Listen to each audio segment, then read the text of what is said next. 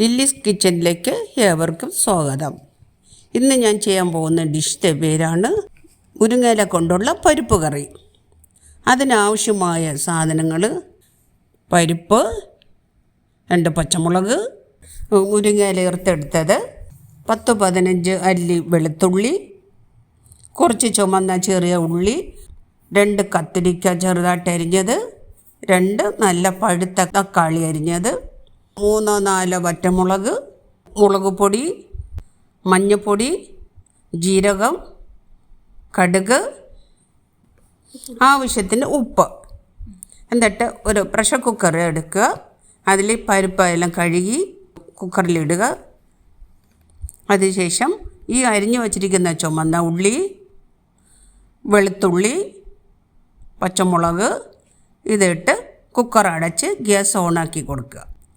എന്നിട്ട് ഒരു 3-4 വിസിൽ അതിന് ശേഷം കുക്കർ തുറന്ന് നോക്കുക.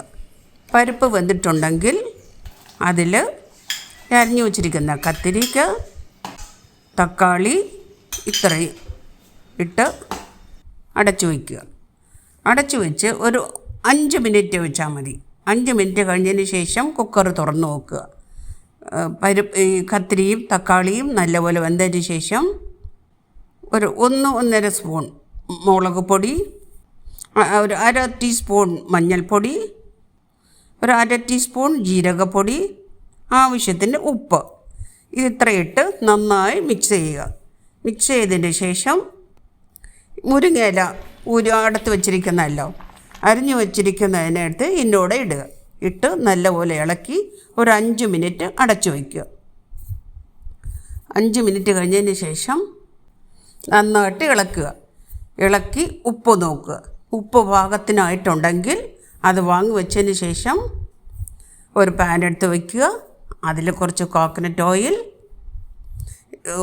ചൂടായി വരുമ്പോൾ കുറച്ച് കടുക് പൊട്ടിയതിന് ശേഷം ഒരു 3-4 വറ്റമുളക്, ഈ കുറച്ച് ചുമന്ന ഉള്ളി അരിഞ്ഞു വെച്ചത് എല്ലാം ഇട്ട് ഒന്ന് ഇളക്കുക. ഇളക്കിയിട്ട് ഒരു തണ്ട് കറിവേപ്പില കൂടി ഇട്ട് കൊടുക്കുക.